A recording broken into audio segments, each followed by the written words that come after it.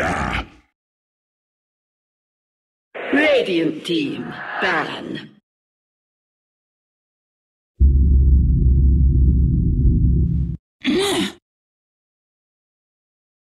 Radiant team, Baron.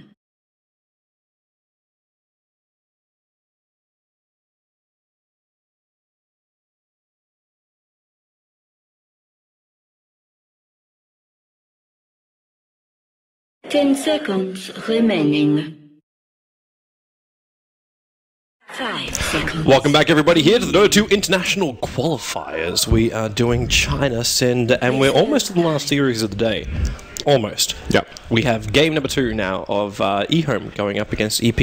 Yeah, that last game was pretty close. Yeah. I think EP showed some pretty good. They showed some strength for sure. I think mainly their early game seemed pretty solid. I wasn't completely sold on their laning decisions, but at least the way they combined their skills, the way they moved was pretty good. Like better than most teams we've seen so far today. Oh, most definitely. And well, EHOME did pull out the win, but they had to fight for it, and I think it was more like it was a win on experience more than anything. I don't feel like they individually outplayed the EP players, but as a squad they made some better decisions in the mid game with their movements. It really felt like the laning phase was like, actually I think the laning phase, I want to apply it down, is like one of the most balanced. Like while the decisions might have been a little bit like unusual, like who goes where and kind of stuff, they were still finding a lot of their CS. They were still finding like the initial rotations as well were very, very balanced. And it wasn't until that mid game where everything slowed down that like you could see the inexperience kicking in, knowing like what is the right decision to make at this point when we're at this point that still results in us winning, because that was the big thing. They needed to win one fight and then their team could push and win. That was their goal, that was the plan. And then they got to a point where, like, when they also called GG the second they lost that bottom fight, and they got the heroes picked off, that it's like, okay, this is over. It was the jump and it was the ROTK play. Like that was hard for them. Now they're going to be really tested looking at this draft, because their laning phase just got 100 times more difficult because the Undying gets through the pool. Yeah, they're playing into Gyro Undying with a first pick Shadow Fiend. I feel like we've seen this twice today, and the Shadow Fiend team's just lost. Like that was also because the SF, I think, got out lane because they kept picking up something like a Viper in the mid. So the SF didn't find farm, didn't find space inside of his own jungle, and didn't have his other lanes coming to his aid. If they counterpick the Shadow Fiend now, they have a really good draft. EHOME. There's many heroes that beat Shadow Fiend in lane. Quap is one of them. She's banned at least for EP. You mentioned Viper. Here, like Razor can actually do it if they feel like running something like that. Lina was another hero that could have beat him. What else are we looking at that's really good? Here, like Lone Druid, but no one really plays that right now. There's actually one team in the Chinese qualifier that actually plays Lone Druid. Only one. I think it was Wings, maybe? Okay. Did they win? I don't know. They haven't played it here. Unless they played it in the last series, which we weren't following. I think they might have played on the other stream. I just know there was... No, they're not playing. Yeah. They played when Vici Gaming Potential and HGT played. There was just one team which I know likes to play Lone Druid. Okay. I don't know if they've actually played it during the qualifier, though. Oh, yeah. I think Wings destroyed Tongfu. I'm pretty sure they did. Did they? Yeah, I remember seeing like, it came in from the stats man. They were hit by like 20 Which Tongfu? Is old boys? Regular Tongfu. Regular Tongfu. Oh, that's right, because they're not in the old boys group. That's the other group. Yes, and I don't know which one. Actually, I think Old Boys is in this group. The other one. Old Boys is in this group. Because remember, because there was the debate if EP would actually get in over Old Boys or not. Yeah, and EP ended up thrashing the Old Boys. like Dirk was like, yeah, everything was just a stop. Presumably everything which has been on the Yasha stream has been pretty heavy one-sided most of the time. So we should consider ourselves very lucky. Disrupt to pick up from EHOME. Can you give me a team fight? Is what this looks like. And really, really hard to fight into a team fight. I'm questioning the lanes though. Like, what are we doing here? Is this meant to be like an Undying off lane, and we actually run him as a solo here? Put him into the hands of ROTK, and then run the Gyro Disruptor in the safe lane? There are multiple options. This is actually a very open draft from the start. They could run a dual lane off lane Undying +1. They could run a tri-lane if they want with Undying Disruptor +1. If Undying is a core, they can still pick a support. Ultimately, I think the Disruptor Undying as lane combo is actually pretty good when Disruptor hits level 3. You can just, you Thunderstrike someone, you drop the Tombstone, and then when they start to run away, you glimpse them back next to the Tombstone. Then they're screwed.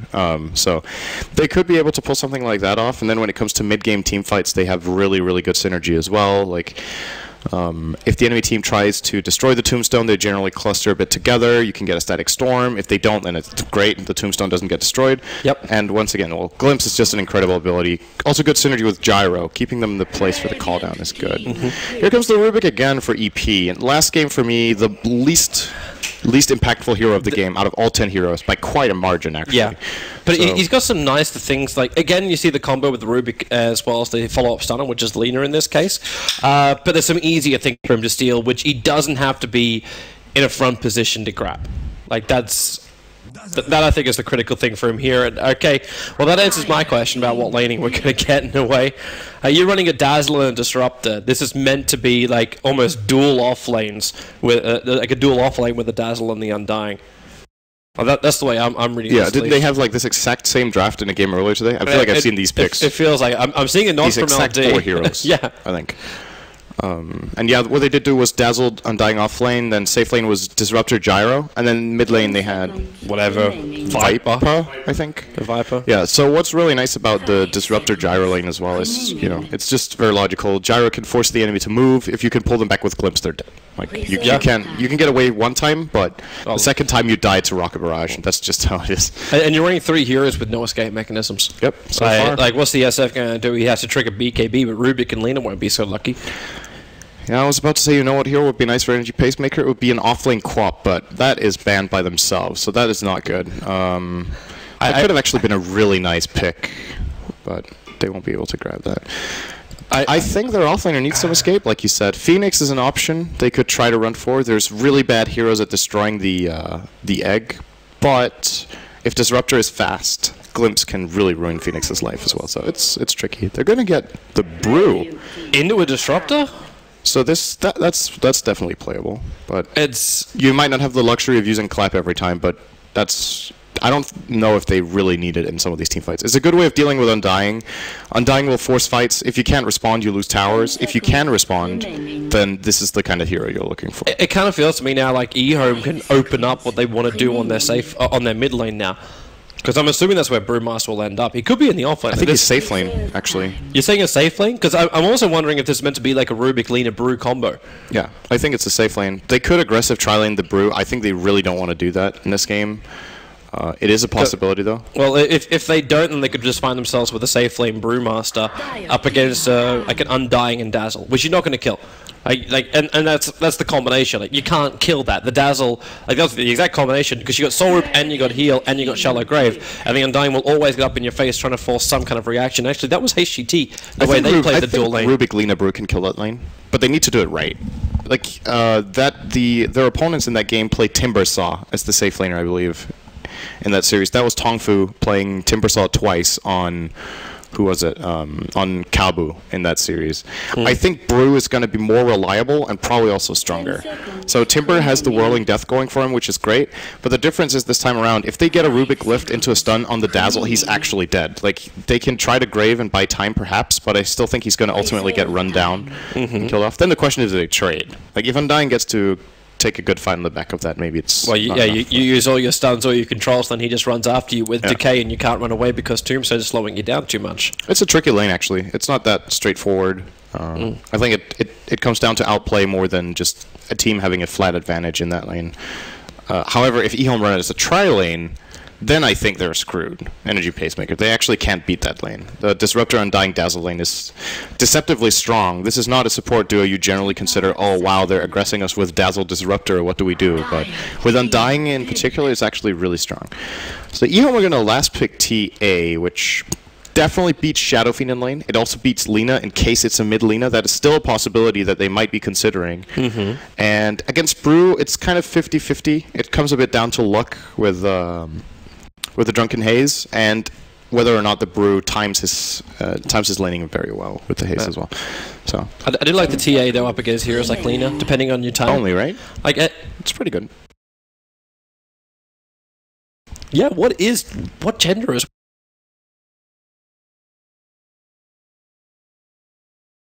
somewhere, but I know it's actually different to the Warcraft. I've had this debate before and I've forgotten the answer.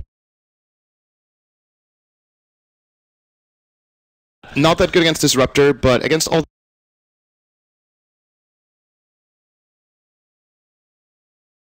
go in, commit, and you can get out with secondary Shikuchi.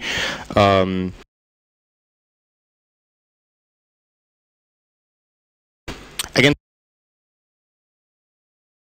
TA, the swarm is decent, and against Gyro, it goes both ways with Gyro. Like if you get ahead in the fight and you can run him down, it's great. But if it's an even fight, Gyro can actually bully you. So it's a little bit of a tricky interaction here. I still think it's a good pick, and I think if they put this one in the safe lane, they might actually have a really good shot at beating that tri lane. I think the Weaver is a lot stronger than the Brew for that lane, and they could run the Brew off lane against Gyro, which is definitely not ideal, but could still be worth it in the end. We're going to see what they do. This is interesting. We're probably going to have a little bit of lag in this one, considering your game took like 5 hours to load in. Oh, wow. I'm 5 seconds behind you. How is that even possible? All right, it's time-lapsed. Your game is actually time-lapsed, and you're in the game itself. That shouldn't even be possible. They can't be physically possible. I actually had 7 seconds of delay inside the game. Wow.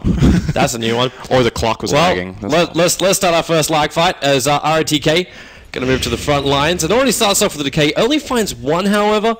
And EP, they don't really want to try and contest this too much. Yeah, it's just too dangerous. Gyro and Dying are godlike in level 1 fights. There is one thing I am very concerned about for the EP lineup. You got a Brewmaster, a Weaver, and an SF. They all take time to find items.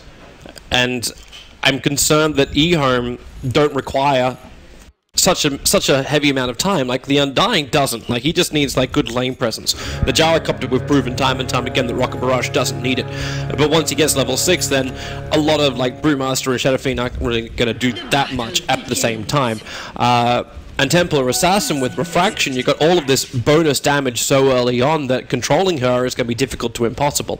And the roaming ganking from Rubik and Lena, I'm wondering if that's also even possible.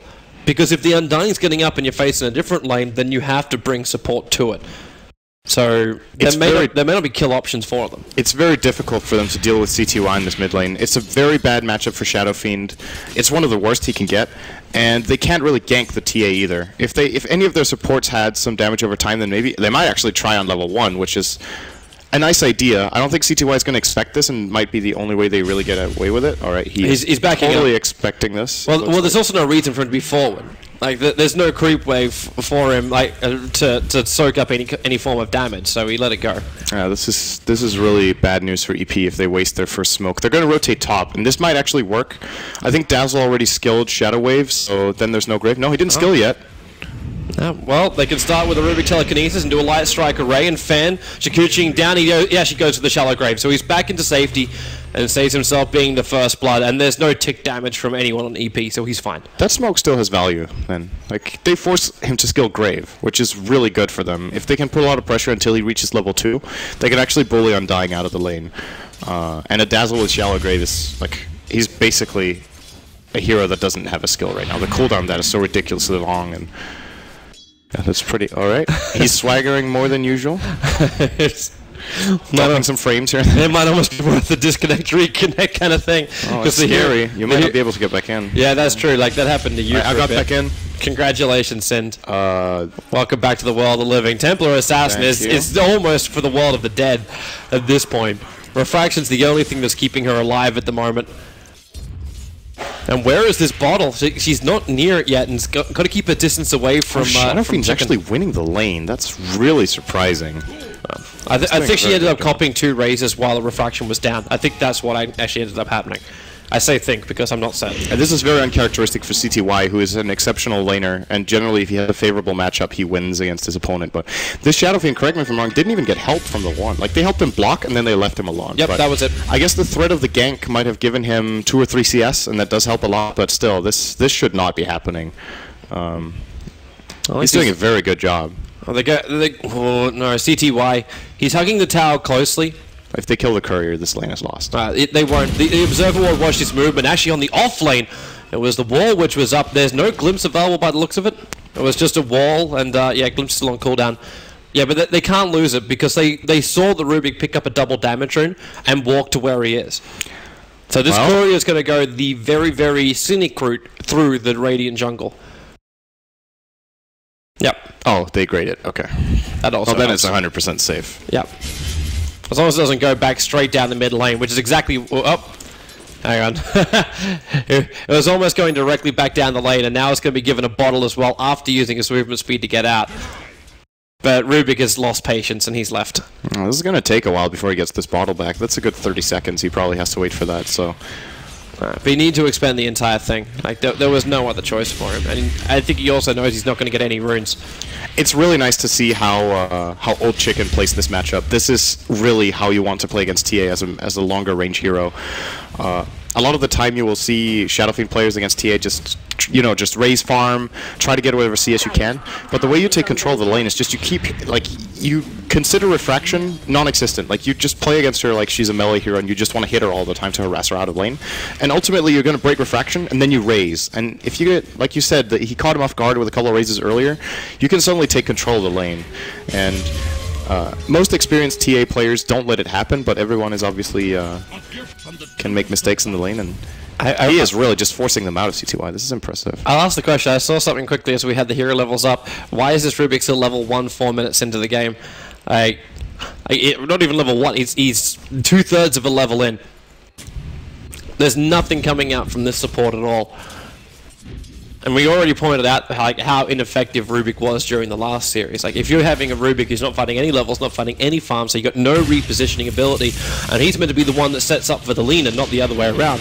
Oh, they're going to glimpse back the Brewmaster into the Rocket Barrage. Heavy amount of damage. An attempt to TP out will be successful.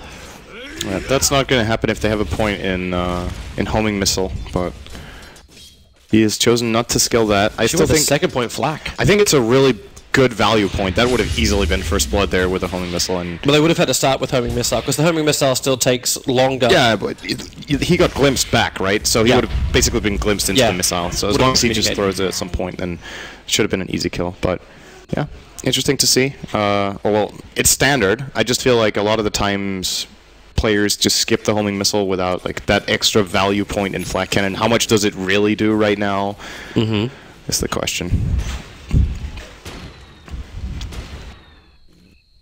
Well, for the moment, Rubik is still just babysitting now this Brewmaster in mid. Like, level 2 Joy, ROTK, he's low, very, very low on mana. They got a chance, he Light Strike Array is going to connect, and that's actually going to be first blood right there. And, well, what a big one to have it on too, the Weaver, the one hero I was a little bit worried he was going to have a bad transition into his next item levels. I like how the animation of his death was just, he just disappeared. Like, I think it didn't even draw his death animation, he just... All of a sudden, yeah. Oh well. Yep. Well, maybe we are on the Chinese platform now, so we don't have shit like the blood ball anymore. The censorship is real. Well, this is going to be a good first blood for EP. Who was involved in that kill? It was Lena, no Rubik. It's going to be good for him. Actually, no, it's not. Well, maybe it is. He took a lot of damage after that. It was 10 sticks. But the Rubik wasn't involved in that kill. So Lena got some decent experience, but Rubik will need some time to catch up. And they're giving him a bit of time in mid while Shadow Fiend jungles, which I think is a really good decision. He's now level 3 on Rubik, which is okay. It's still pretty low, but considering that no ganks have happened for him, that's it's the way to go. He's going to leech some XP here. We're back in the same positions we were in game number 1. Like, EP... they're getting the upper hand slightly in all the lanes. Like the game isn't by any stretch of the imagination won or completely imbalanced the way of EP, but they definitely have some extra momentum on every single core hero. Yeah, especially that mid lane. I've talked about it quite a bit, but this is, you usually see these CS reversed, and then at this point Shadow Fiend starts being able to take over by going jungle, but his early laning stage was so good that he's actually 15 CS ahead against the TA here in the mid lane in the start, which is they're very impressive. Crack at him in the mid. Oh yeah, that's the problem of Shadow Fiend though. You can be pretty far ahead on CS, but you're still fragile as shit, so goodbye. Rocket Barrage does the work, and Brewmaster, he can't add anything to this fight. The leader was on her way in too. Interesting, he had Requiem of Souls. What level was he? I realized they used cooldown for that mid fight too. That's pretty unusual, right? Generally max the first 2 skills first. He was skilled Requiem on level 8. I guess he just wanted to... Oh, I think he skilled it before the gank town. I'm not sure though. Because if he did, he should have actually tried to cast it, I think. Yeah, he had a point in Requiem. Yeah, they have no stuns coming into that gank, I think. That would have been worth a shot. Or maybe that glimpse. No, it was the Dazzle moving in with the gyro and the TA. Oh yeah, you're right. Yeah, so he could have probably just for Requiem. Unless he was worried there was like a homing missile behind him, but he should be able to see that. Oh, so he hasn't used a homing missile at all yet. So. Well, did he skill it? No, he still didn't. But he obviously doesn't know that. Yeah, but he did commit call down to that mid fight. Like that was like he wasn't getting away. No. It's understandable that he tries though, but in hindsight, Requiem would have probably done something there. Maybe not that much, but anyway, this bottom tier 1 will now be pushed by EHOME, and Shadowfiend looking to trade a little bit here in the mid lane. It's going to get forced away by RRTK as well as the Dazzle. SF just turns an RRTK. I just saw him drop a little bit of burst life there, but it's all slight distraction. Like okay, RTK moves into the mid, that's keeping him off the top lane, so there's not an easy feat of a death. While on bottom lane, they dive quite heavily in behind this tier 1 tower. Now they do actually take it out, chasing after the Brewmaster, killing him off in the tree line. And this gank mid could go horribly wrong if they mistime it now with the Rubik Clean. I think they actually gave up and rotated top. Static Storm was expended for that kill bottom. I saw Brewmaster was silenced, but there was no animation, but at least he had the little silenced face. So, oh, there's the kill message. Nice. We're playing guest to begin reinforcements. They got Undying.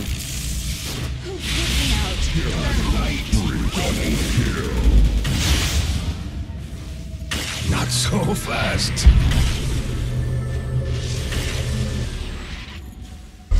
Good for you.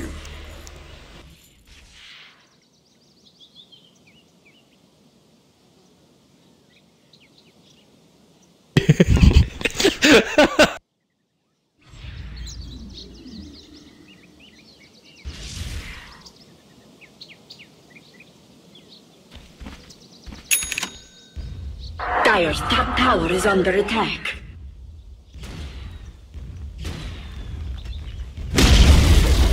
Radiant's top tower has been denied. Dire's top tower is under attack.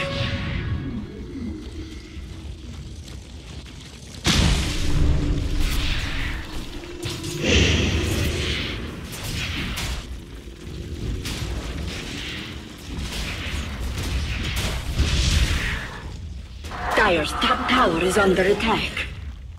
Dire's structures are fortified.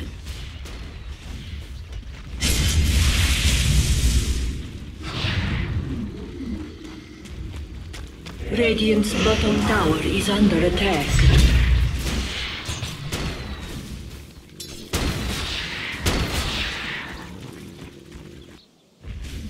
Radiant's bottom tower is under attack. Dire's top tower has fallen.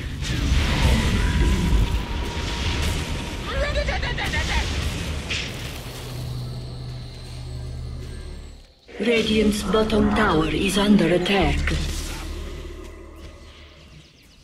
Two.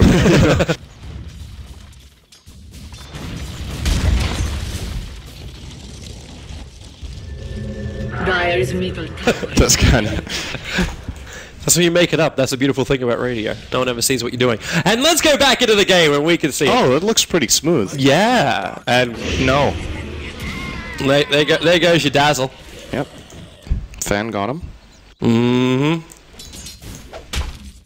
So 5 and 3. EHOME did get the top tower. They forced it down with the Tombstone. That means there's a new glyph available for EP now because it was tier 1. Brew is very close to Blink. He's actually going to get it now. He needs this one last CS for that. That's a big timing for EP. A very big important item here. They probably want to look for fights right away because they should have an idea that both Gyro and Tia are getting really good farm at this point. Yeah, with the mech as well from Chicken. Yeah, that's a great combo. This is the best timing. They're actually a lot stronger, I think, than EHOME for the next 5 to 10 minutes, and they should take advantage of it. Are they still really that much stronger? Because if you get the call down off and you've got a level 4 Tombstone, Now, if they tank everything, then no. But if they position well, if they don't get caught by Disruptor ult by too many heroes, and you mean like this kind of moment when you're 100 gold away from getting? Oh wow! Oh wow! Okay, there's two races to do the job. If he TP's out of this one, it's not going to be possible. They lose the Disruptor in the meantime in mid as Gyrocopter trying to escape out. He's got the Soul Rip to help out as well as the Undying Tombstone, but it's just not enough. That Blink Dagger and Brewmaster split looks like it was just put to very, very good use in mid. And they leveled up at 6-6 and EP. This time they get the better trade. And Rubik was involved, so he's level 5. Yeah, that's a 1,500 gold swing plus pretty much. Well, I guess they're not getting the tower, so that's still a really good trade for them. It's not bad. The downside is though, like you just revealed your Blink Dagger. You knew you're going to get something when you did that, or you should be getting something when you do that, and then your mech gets delayed. So the the SF is... Oh wait, he actually purchased it before death? Oh, because he would have got the kill and then got the Disruptor. Ah, yeah. Yeah. So he's got that. I think they want to wait with sieging again until they have the next brew ult. But they're okay as far as farming goes. Like Weaver and Shadow Fiend, especially Weaver, actually scales really well. I love too the fact of Weaver's build here. Like we're not seeing a Lincoln Sphere build in this game up against EHOME. Like it looks like we're looking more at a BKB or potentially Desolator build, which personally I'm a massive fan of because I feel like Lincoln just takes too long to get up. Yeah, and the new Deso is really good and really cheap. It's a great item for a hero like Weaver now. It used to be decent already, but now it's just so good. I don't know if he can go straight Deso though. I think he can. I actually think it's the best item. I think he's making a mistake if he gets BKB. Like, I get the idea you want to counter maybe the Static Storm and maybe the Calldown or whatever, but he needs to play from ahead. Like, if he gets the Desolator, he becomes a really big threat in the fights. So if they don't go on the Weaver, like, Brewmaster's going to cause some chaos, right? He's going to stun a target and Cyclone another one, and they have to go on the Shadow Fiend, because else he's going to get a good Requiem off and the mech. He's the mech carrier. They want to try to burst him down. So if that creates any sort of space for the Weaver, he is going to shred their supports in 3 hits each. So you build to win, not build to keep even. Yeah. I was considering whether Fan would go for the stats build, which is pretty similar to the burning build on AM, where you basically get 1 in Swarm just for the vision and for the annoyment factor in the fights, and you get 1 in Geminate, so you can get a burst in the opener, and then you max Shikuchi in stats, so you can tank up against all the abilities.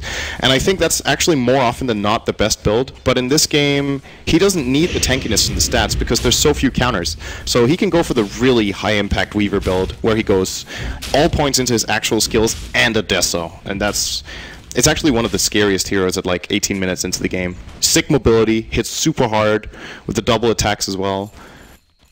He's scary. Like, look at this Dazzle. He's got 700 health. What's Weaver's damage going to be with a Deso? He's going to have like 160 plus minus 7 armor. So Dazzle has 3 armor. So he's going to hit for like 200 per attack. It's a Geminate attack and 2 more hits and he's dead. That's scary.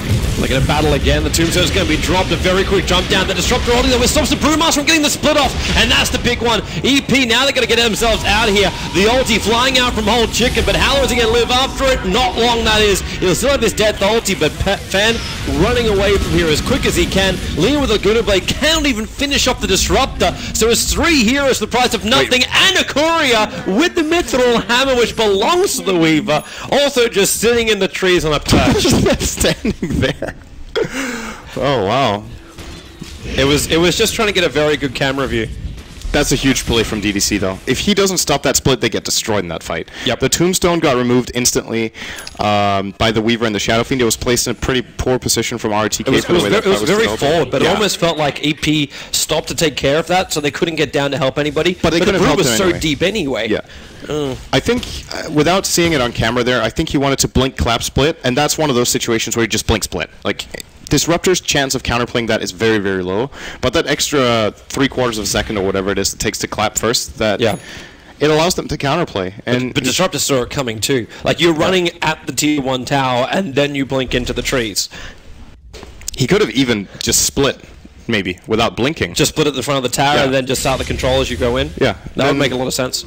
I think they could have actually done that. There were a couple of plays there from Brew, and this is the most important play in a team fight right now, is whether or not Brew gets a good engage. And it all comes down to, can he engage out of the fog where he gets a blink clap split, or can he at least blink split? Like, I don't even know if he got his clap off. I guess he got. No, in that one he didn't. He didn't even get his clap off. Then No, he might not have the been problem able is to he blinked in it instantly. The static storm came up. Okay, so then he shouldn't even have blinked. But that's easy for us to say. But still, that's.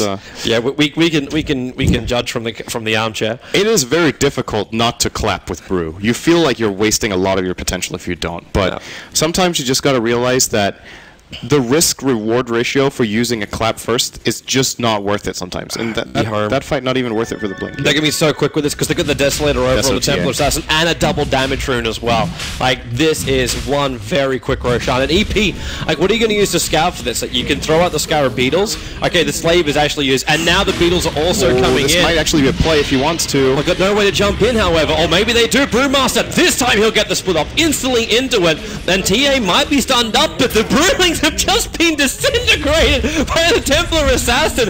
You might have run away by the Weaver. There's no clues for that, but now there is one for the leader pulled all the way back. The last strike area will still connect, but with the call down, no one can battle from the high ground, and EHOME, momentum is their name.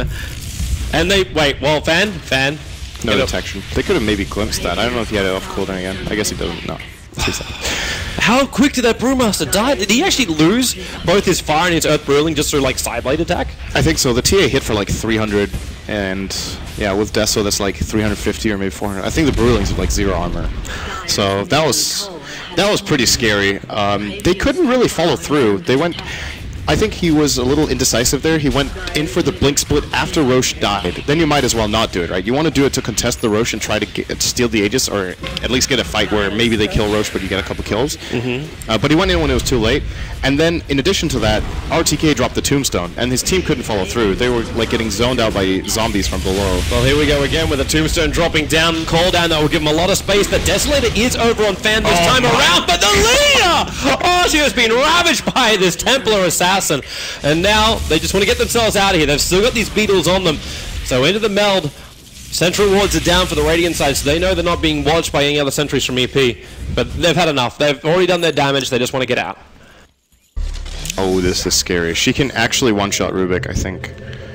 She might need the right rune. Yeah, she will be able to Meld Strike and then one more attack. He has 2 armor. So, it's like... Oh, he has Refraction stolen right now. So now she can. But, wow. That is scary. CTY is getting really big again this game. The Blink Dagger, Yasha, this is actually an insane inventory for 20 minutes. This has got to be some of the higher farm we've seen on TAs in recent times. The GPM at this point. We don't see much TA these days, though. No. Last one I remember was EG at the Summit, and it was a pretty good game for Simel. I think he had a couple of mistakes, but apart from that, it was a solid pick as well. I think it's actually pretty good nowadays where a lot of teams just focus so much on these spell burst strategies. And if you don't have enough damage over time or some really good instances in one way or the other, then TA tends to run you over a lot. And if she can keep this momentum, then this game's going to be quite quick. It's not going to be like our 60-minute games from before. No, definitely not. Especially with Undying. Like, Undying's picked up not only the mech, but he's also got the Hood of Defiance coming out, which means it's not too far away from getting the full pipe up and running. And on top of that, you've also got a Glimmer Cape, which I believe belongs to the Disruptor. Yeah. So, DDC's now rolling in the cache as well. Glimmer Cape is actually incredibly good against Brewmaster. When you blink split, if he has dust, he can precast it, but apart from that, he needs to have a gem to, you know, in the middle of the fight, he can't just suddenly get detection out while he's in the split. So it's a pretty nice way of dealing with his engage, and it's really good against a hero like Lina as well, who only has Spell Burst. It's great against the Shadow Fiend too at this point. It's just such a high value item for its cost. They're using SF as such bait, and the wall's going to come up in time with the Undying Tombstone. Templar Assassin's on the way now. The Rec Room's already been blown, and RTK, well, he was quite happy about this. Soul ripped himself back up to life. The Weaver, though, is taking the trade-off. So the SF dies, but the Weaver's taking the Tier 2 tower in the bottom lane. They're going to lose Rax now. Probably. And the SF doesn't have buyback. He's short by 134 gold. But if he kills off the tower in the bottom lane, he'll have buyback available. So Weaver destroys the tower, and now SF can actually come back up now. Yeah, then they might not get it. They're trying to get through the backdoor protection. They're actually not managing. He's trying. They need more. More. There we go. Yeah, well, their creep waves arrive now, so they're no more. Oh, well, he has Aegis, so. Yeah. He's also got another 2 bottle charges up his sleeve, too. And they're actually blink kill Rubik right now, I think. Considering it, Blump, there's one. You're right, needs a second attack. It can't do it. But they're actually taken anyway. Weaver's doing damage. That tier 3 tower on bottom almost has it done. But DDC, he's lost vision. Actually, now he'll keep the vision because the glimpses actually gets him too. Drags back into the ultimate with the wall. And now Weaver is one dead Weaver. But it does at least stop the secondary racks from being taken. You know what's funny about that play from Weaver? When he gets glimpsed, he gets brought back to where he was 5 seconds ago. So he actually sees where he's going to time-lapse to. And then he time-lapsed. So he basically just time-lapsed exactly where the glimpse would have taken him, which is into the static storm. Who would have thought? It's just one of those panic moments, like, what the hell are you actually going to do? You can't do anything as Weaver against this if you don't have a BKB or Lincolns. And that's kind of funny to see him time-lapse. He basically just made his death a second faster. That's all he accomplished. The downside of outgoing the Desolator first, but at the same time, he would never have done what he did on that bottom lane if he didn't go the Desolator. Yeah. And that was still pretty big. I still think it was the right item. They just got outplayed, yeah, but agreed. You should not blame anything on the item decisions. I think every single item they got was the correct one this game. There was just that. The bottom five is still going to be that highlight clip we'll come back to. It's just like, what the hell happened here when they jumped in? Then they just...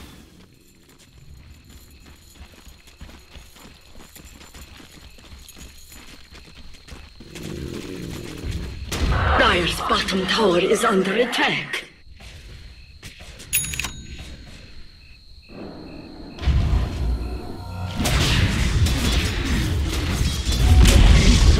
Dire's bottom tower has fallen.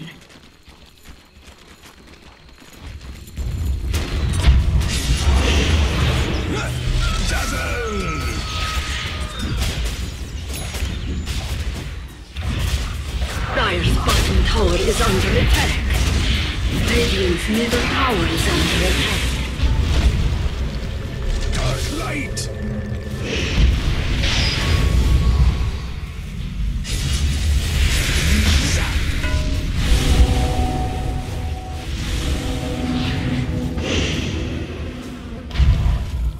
Wave.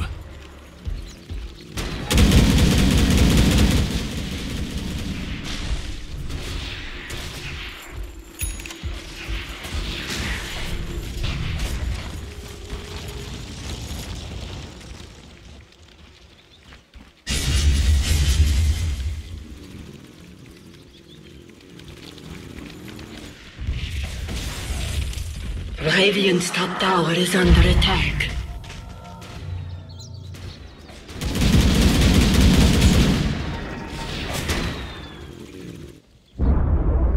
Radiant's top tower has fallen.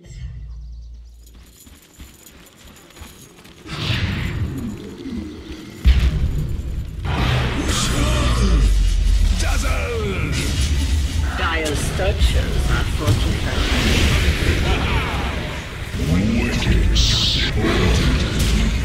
Radiant's top tower is under attack. Dire's bottom tower has fallen. Dire's bottom barracks are under attack. Radiant's top tower is under attack.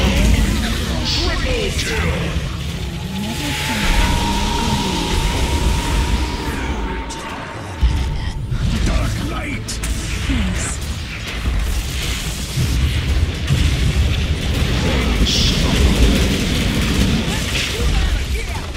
Dire's bottom barracks are fallen. Zap.